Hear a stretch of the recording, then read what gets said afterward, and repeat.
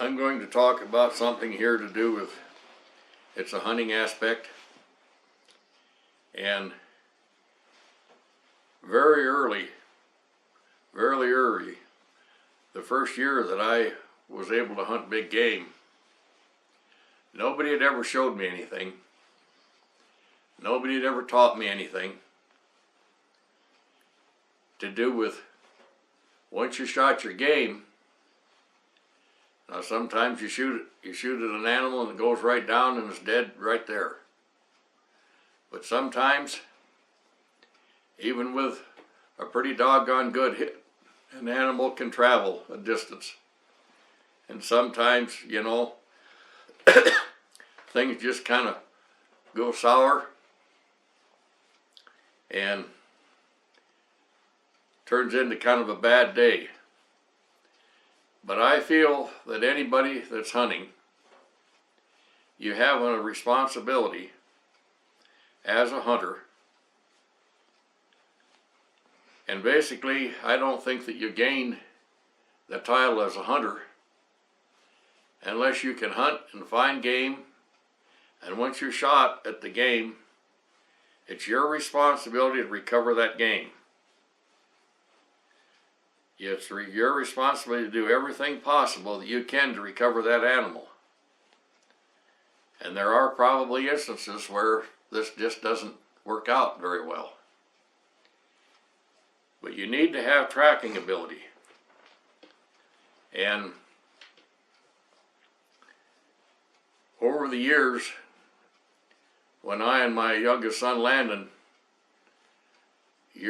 quite a number of years ago, when we did a lot of lion hunting, and we did a lot of tracking, and one thing and another, I had quite a bit of tracking ability, but Landon really developed a tremendous amount of tracking ability to track an animal, and one thing and another. And this has been utilized and applied in the hoof game aspect, mostly deer and elk and maybe sheep and whatnot, maybe antelope, to be able to track an animal. Now, you have to really be patient and you have to pay attention. You need to know right off the bat the basic direction of where this animal is going. And sometimes you can travel for considerable ways, you know, trying to track this animal and maybe only find a drop of blood or two. And it may be an hour, it may be several hours, maybe 3 or 4 hours that you've had to track this animal. And eventually you end up finding it dead, luckily. This is pretty important. And it's a matter of being persistent. And all the time you're doing this, you're actually teaching yourself what's required to recover this animal. It's your responsibility. And there are various states, there's laws in place that once you've shot one of these animals, it's your responsibility to recover it. And by the way, that doesn't mean you get to go and shoot another one if you never found it. You see, this doesn't get it. And here just in the past days, my son had an elk hunter out, and they hunted and hunted just absolutely incessantly in very good country, but it's been fairly warm, you know, guiding an elk hunter that was quite physically capable to be able to follow my son around, because he can really get around the mountains. Just like I've been able to, you know. It's easier to do when you're younger.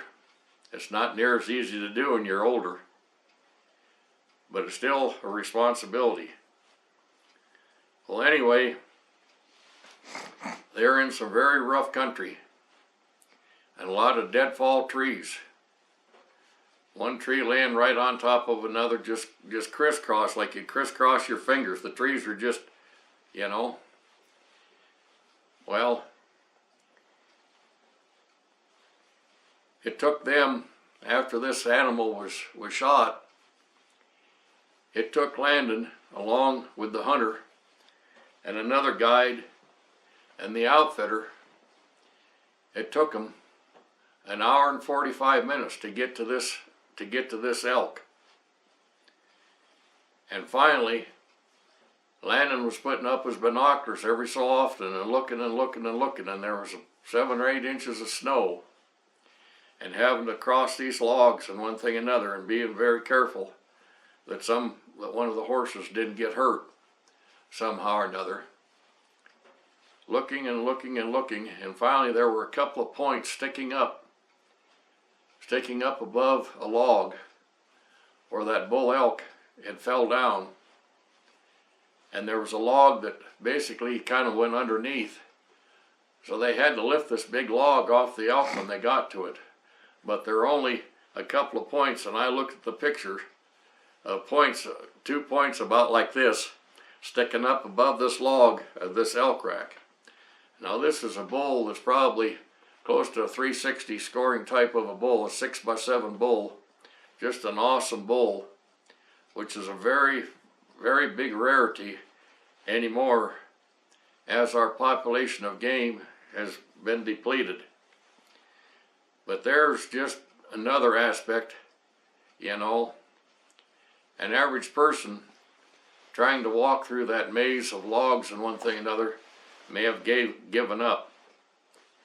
But not if you know what you're doing and you know how to do it. You need to pay attention. And these animals, this is a pretty great thing to have these opportunities to be able to do these things. But along with it comes a tremendous amount of responsibility when you do these things, when you pull the trigger. From there on, it's your responsibility. You know, that day turned into about a 12.5-hour day, you know, riding in and scouring and scouring. You know, they knew the basic spot, you know, where this elk fell, but it just took so long to finally get to it and get it all taken care of. And I might say that, you know, they packed the meat on the horses and basically, you know, detached the elk rack, you know, from the carcass and one thing another. And the hunter was a pretty good hunter. He carried over his shoulders this great big elk rack that's out here like this, carried over his shoulders, walking very carefully out of there because they didn't want something to get hung up if this rack was on a horse and the horse tried to jump or leap over a log or one thing or another, and something went to hell and the horse was injured and maybe the horse had to be put down. You know, horses are very, very valuable, and mules, you know. A lot of these horses, you know, it could be easily $10,000 horses that you have to pay for these animals and more. And you have to take care of them. It isn't just about the tracking ability that I'm talking about here and some of these other responsibilities. You've got a huge responsibility to the horses and or the mules that you're riding. You have to take care of them. And every one of these animals has got different amounts of savvy. Now, the horses that my son uses are draft cross horses. They're big, tall horses, 16.5, 17 hand horses. You know, he's a fairly tall boy, you know, but he has to do a bit of struggle to get his foot in the stirrup and get on these big horses. But these animals have a very the most even temper of any animals that I've ever seen. You know, we had a wonderful draft crossed mule that was just absolutely wonderful too. And But anyway, these are all just parts of the hunt, being in the outdoors and experiencing this, and in some real miserable weather, in a snowstorm and so forth. That's just, you know, really rough. But anyway, I'm describing some of these things. You know, not everybody is in one of these situations with somebody as experienced as this son of ours, or myself, or other peoples that are experienced. This is what we have to do in the rugged mountains here of Wyoming as hunters, and one thing another, packers, handling all these animals, handling these horses, handling these mules, and one thing another. It might be added, Landon was not present when the elk was shot because of just circumstances that we won't go into here. But the guide that was with the hunter at the time, they could not find or get to, well, they knew where the elk was, but they did not know how to get to it. They had to have Landon in there to show them how to get to it, because the hunter was a good hunter, but not under those circumstances, and the guide just did not know how to get through all of that down timber, which is understandably so. You look at it and it looks like pickup sticks. Well, this is the situation, and this pretty much details, you know, what you have to do, and not just to do with this situation, but there's all sorts of situations depending on where you're hunting and what you're hunting. It may be, you know, more in the open country,